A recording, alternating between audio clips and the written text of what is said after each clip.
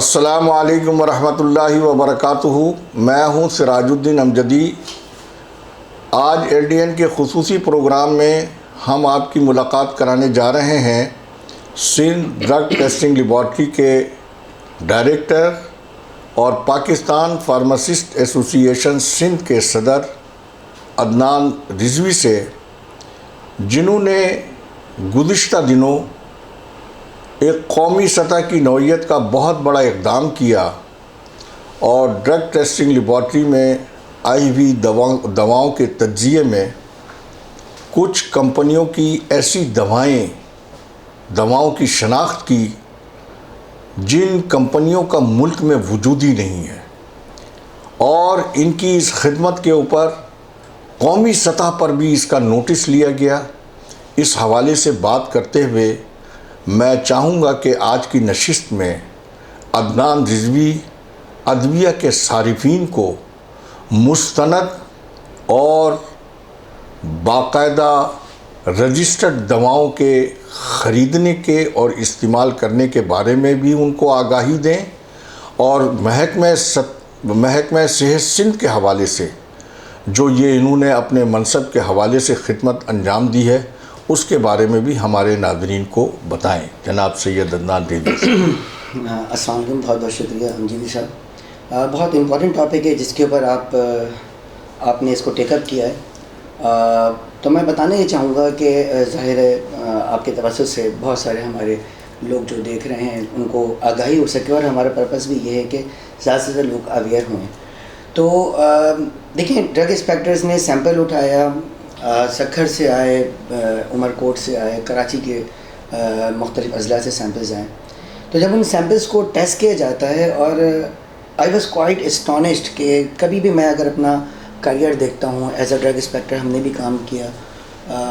As a chief drug inspector भी रहे, board का सेक्रेटरी भी रहा, अब एज अ वर्किंग कर रहा हूँ director drug testing laboratory Sindh, और साथ साथ एक मेरा जो कि एक प्रोफेशनल बॉडी है पाकिस्तान फार्मासिस्ट एसोसिएशन, उसका सदर भी हूँ। तो मैं एक ज़िम्मेदाराना बात कहना चाहूँगा कि कभी हमने ऐसा नहीं देखा था कि कंपनियाँ ही जाली आ जाएं, वो पता ही उनका जाली हो, वो दवा ही जो है वो अनरजिस्टर्ड हो, और वो जो लाइसेंस नंबर यूज़ कर रहे हैं और वो जो रजिस्ट्रेशन नंबर यूज़ कर रहे हैं वो किसी और कंपनी का यूज़ कर रहे हो। यानी पहले कभी ऐसा होता था कि जो मशहूर ब्रांड होते थे, देखने में आता था स्पूरियस दवाएं आ जाती थी, लेकिन अब जिस तरह से स्पूरियस दवाएं आई हैं या फॉल्सिफाइड फॉर्म्स आई हैं, कि पहले माजी में कभी नहीं आई थी। तो होता ये था कि जी कोई ब्रांड अवेलेबल नहीं है जिसकी मार्केट में शॉर्टेज है, या उसका डिमांड बहुत ज़्यादा, मतलब दो दवाएँ ऐसी होती थी जिनकी स्पूरियस मार्केट में आती थी। एक तो वो जिनका डिमांड बहुत ज़्यादा है, अब डिमांड अगर पैनाडोल की ज़्यादा तो उसकी भी आ सकती है, ठीक है ना। इसी तरह से वो दवाई जो कि मार्केट में जिनकी अवेलेबिलिटी का इशू है, तो अगर वो मार्केट में अवेलेबल नहीं है, जैसे कार्बोनज़ेपिन पिछले दिनों टैग्रोल नहीं थी, जेनिक्स मौजूद नहीं थी, या और कोई एपिलेप्सी की दवा या और कोई ऐसी साइकोट्रॉपिक सब्सटेंस जो कि मार्केट में अवेलेबल नहीं था, गो के होना चाहिए एक अबंडेंट क्वांटिटी में, अगर वो मौजूद नहीं है तो उसकी स्पूरियस आती थी। लेकिन अब यहाँ पे जो नई चीज़ आई वो ये आई कि वो कंपनियाँ आ गई जिन्होंने मतलब क्रिमिनल इतने आज़ाद हो गए हैं और इतना मतलब बेखौफ ख़तर हो गए हैं, वाइट कॉलर क्राइम्स, मतलब कुछ समझ ही नहीं रही कि वाइट कॉलर क्राइम्स है और इसमें कुछ भी हमें नहीं होगा। तो मैं थोड़ा सा ये कहना चाहूँगा, देखें हमें बहुत सारी चीज़ों की ज़रूरत है। एज अ PPA रिप्रेजेंट कर रहा हूँ मैं अपने फार्मासिस्ट कम्युनिटी को, तो मैं कहना चाहूँगा देखिए यहाँ पे ड्रग एक्ट में भी अमेंडमेंट की नीड है।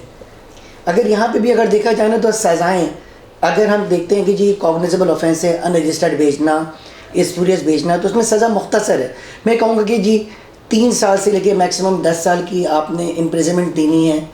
और जो फ़ाइन देना है वो नॉट मोर देन या may extend to the 1 lakh rupees. तो ये बहुत कम सज़ा है जो कि ड्रग एक्ट 1976 में दी गई है। तो अगर ये दवा, अगर ये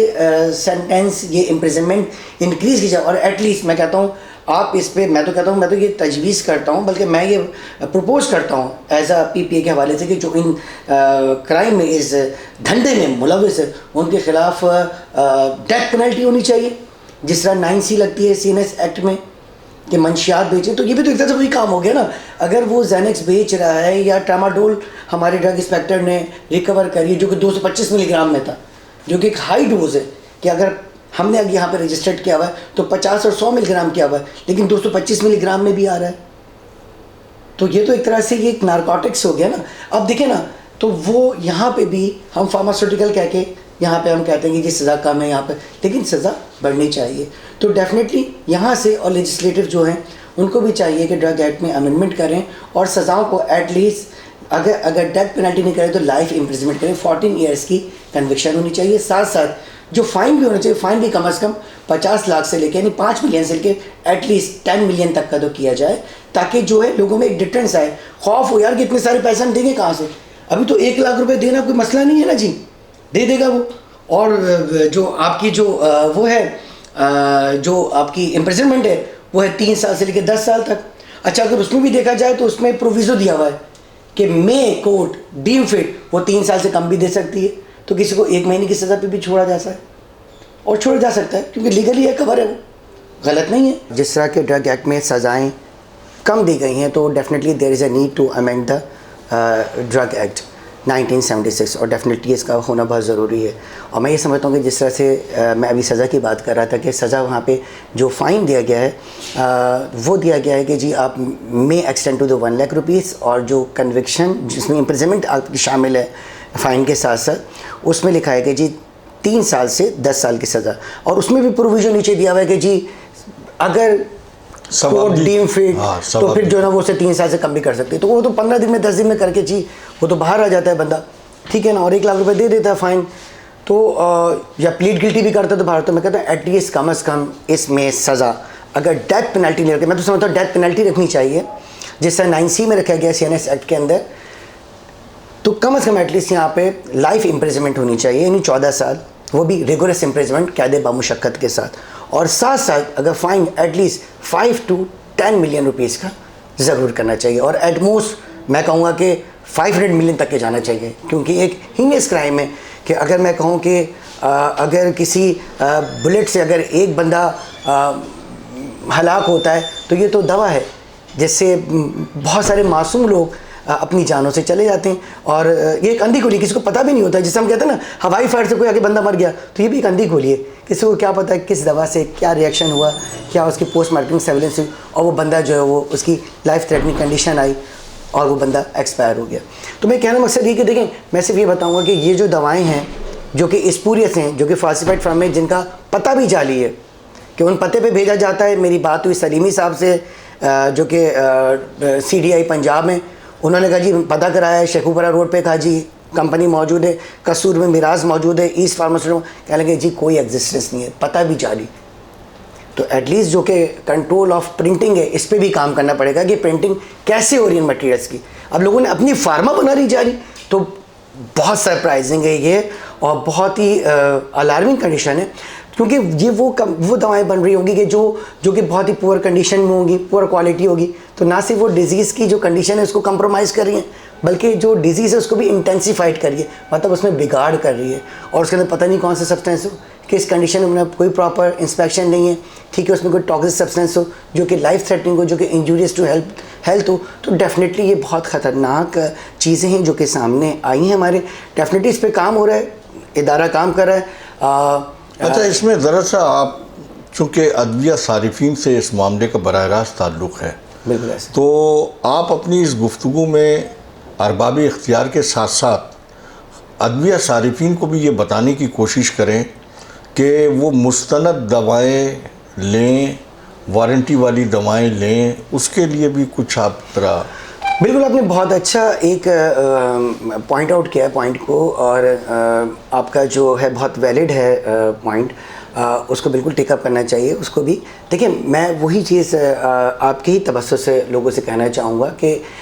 एक आम कस्टमर है या पेशेंट है जो कि दवा लेने जा रहा है, वो अगर किसी स्टोर पे जाता है तो एटलीस्ट वहाँ देखें कि वहाँ फार्मासिस्ट मौजूद है या नहीं है, मुस्तनद रजिस्टर्ड मेडिकल स्टोर है, फार्मेसी या ड्रग से लाइसेंस है या नहीं है, और एटलीस्ट ये तो कर सकता है ना वो कि यार जो दवा ले रहा है उसका कैश मेमो तलब करे, इसरार करे कि जी पक्का बिल दो, मुझे कैश मेमो पे तो लिख के दो, मैंने जी 5 गोलियाँ 10 गोलियाँ या 1 पैकेट 2 पैकेट लिया है, तो अपने कैश मेमो पर ले, उस पर अपने वो स्टैंप लगाए, स्टैंपिंग करे, अगर कंप्यूटराइज है तो कंप्यूटराइज का नाम पता मुकम्मल होना चाहिए मेडिकल स्टोर का। इससे फ़ायदा क्या होगा, खुदा ना खास्ता करेगा कोई इस दवा से साइड इफ़ेक्ट्स आते हैं, कोई एरर आता है, कोई ADR रिपोर्ट होता है, तो एटलीस्ट डिपार्टमेंट भी तो उसके अगेंस्ट काम कर सकेगा ना, उस कल्प्रिट को वो कटघरे में ला सकेगा, कानून के दायरे में ला सकेगा। अगर उसके पास कोई एविडेंस ही नहीं है तो वो कैसे होगा? फिर तो ये होगा जी कि मैंने फला स्टोर से ले लिया, हम जाएंगे तो वहाँ देखेंगे और लेट सपोज कि वो दवा वहाँ नहीं मिलती, तो बात आएगा कि जी डिपार्टमेंट ने शायद कोई काम कर लिया, इसकी कोई कनामत है, बल्कि ये ऐसा कुछ नहीं होता। इदारे काम कर रहे हैं, मिनिस्टर साहिबा और सेक्रेटरी हेल्थ साहब रेहान इकबाल बुलुस साहब ने स्ट्रिक्टली हमें डायरेक्शंस दिए कि ज़ीरो टॉलरेंस के साथ जो लोग इन क्राइम में मुलव्वस हैं उन पे कार्रवाई की जाए। और अल्हम्दुलिल्लाह हमारे ड्रग इंस्पेक्टर मुख्तलिफ अजला में काम कर रहे हैं, सैम्पल्स आ रहे हैं। देखिए सैम्पल्स आए, ड्रग इंस्पेक्टर्स ने काम किया तो सैम्पल्स आए ना, चीज़ें आपके सामने आ रही हैं। अल्हम्दुलिल्लाह जिस तरह से हम उसको लेके जा रहे हैं और जिस तरह से केस की तहकीक हो रही है तो उससे इंशाल्लाह एक अच्छे रिज़ल्ट आएंगे। और जिससे इब्तदाई तफ्तीश में पता चला कि जी वो जो दवाएँ सारी आ रही हैं वो कहीं लाहौर की किसी मार्केट से आ रही हैं, लाहौर की ओपन मार्केट से आ रही हैं। जिस तरह से हमारे यहाँ ये कच्ची करी होती है, इस तरह से लाहौर की लाहौरी मार्केट है, तो वहाँ से यहाँ पे इन्फ्लक्स हो रहा है उन दवाओं का। तो डेफिनेटली ये एक अलार्मिंग कंडीशन है। जब इन्वेस्टिगेशन कंप्लीट हो जाएगी, ये तो अभी इब्तदाई मरहला है, तो वो भी आपके सामने रखा जाएगा। और जो मुल्ज़िमान हैं उनके खिलाफ सख्त मैं आपकी तवज्जो आपके डिपार्टमेंट की जानिब भी दिलाना चाहूँगा, वो कि आप जैसा फरमा रहे हैं कि आपके ड्रग इंस्पेक्टर्स ने काम किया तो ये चीज़ सामने आई, अगर उन्होंने काम नहीं किया होता तो ये चीज़ सामने नहीं आती। ऐसे ही है, बिल्कुल डॉक्टर साहब ऐसे ही है। लेकिन जब मैं एक सहाफ़ी की हैसियत से आपके इंफ्रास्ट्रक्चर के ऊपर नज़र डालता हूँ, तो अब इस बढ़ती हुई आबादी के दौर में आपका जो इंफ्रास्ट्रक्चर है, ख़ास तौर के ऊपर मैं ये ज़िक्र करना चाहूँगा कि जब आपके सीज़र्स वग़ैरह होते हैं तो आपकी अपनी व्हीकल्स नहीं हैं, वहाँ से जो माल आपको रिकवर होता है, तो उसके लिए भी तो आपके डिपार्टमेंट को भी थोड़ी सी तवज्जो देकर ऐसे इंतज़ामात को यकीनी बनाना चाहिए कि जिससे ड्रग इंस्पेक्टर्स को प्राइवेट गाड़ियों के अंदर जो सीज़र के अंदर माल रिकवर किया गया वो महफूज तरीके से लाया जा सके। आपके पास ऐसे माल खाने होने चाहिए कि जब तक केस चल रहा हो, तो उसके लिए आप क्या सर मैं बिल्कुल इसके लिए कहना चाहूँगा कि डिपार्टमेंट बिल्कुल इसके ऊपर काम कर रहा है, ऐसा नहीं है। और हमारे सेक्रेटरी साहब मोहतरम रेहान इकबाल बुलुस सर इस पर बहुत ज़्यादा मतलब जिसे कहा जाए कि वो सपोर्टिव है हमारे। और जिस तरह से पूरे चारों सूबों में हो रहा है और जो आपका जो एडमिनिस्ट्रेटिव टेरिटरी गिलगित बल्तिस्तान है वहाँ पे भी हो रहा है, तो WHO का एक वफ़द भी आया हुआ और WHO भी ये चाहता है कि तमाम सूबों के जो रूल्स हैं वो हार्मोनाइज हों, उन पे भी काम किया जा रहा है। तो ड्रग कंट्रोल एडमिनिस्ट्रेशन को स्ट्रेंथन किया जा रहा है हर तरफ से, चाहे वो बोर्ड हो, चाहे वो इंस्पेक्टरेट हो, चाहे वो लैब हो, तो इस पर काम हो रहा है। और इंशाल्लाह पाकिस्तान बहुत आगे जाएगा और इंशाल्लाह हम तरक्की करेंगे तो पाकिस्तान तरक्की करेगा, तो हम भी आगे बढ़ेंगे। और इंशाल्लाह हमें उम्मीद है कि हमें और हमारे बच्चों को एक अच्छी दवा मैसर हो सकेगी। नाज़रीन, आपने अदनान रिजवी साहब की गुफ्तगू को सुना, जिसमें उन्होंने ये पैगाम दिया है कि अदविया सारिफीन भी अपनी ज़िम्मेदारियों को इस हवाले से पूरा करते हुए इस कौमी चैलेंज से निपटने के लिए अपना रोल अदा करें और किसी भी कानून पर उसी वक्त मुकम्मल तौर पर अमल दरामद मुमकिन है जब उस कानून से जुड़े हुए लोग गवर्नमेंट के साथ ताउन नहीं करेंगे, तो वो कानून अमली तौर के ऊपर मुकम्मल तौर के ऊपर नाफिज नहीं हो सकता। इसके साथ ही मुझे इजाज़त दीजिए। अल्लाह हाफिज़। पाकिस्तान जिंदाबाद। अवाम व अफवाज पाकिस्तान पाइंदाबाद। आमीन।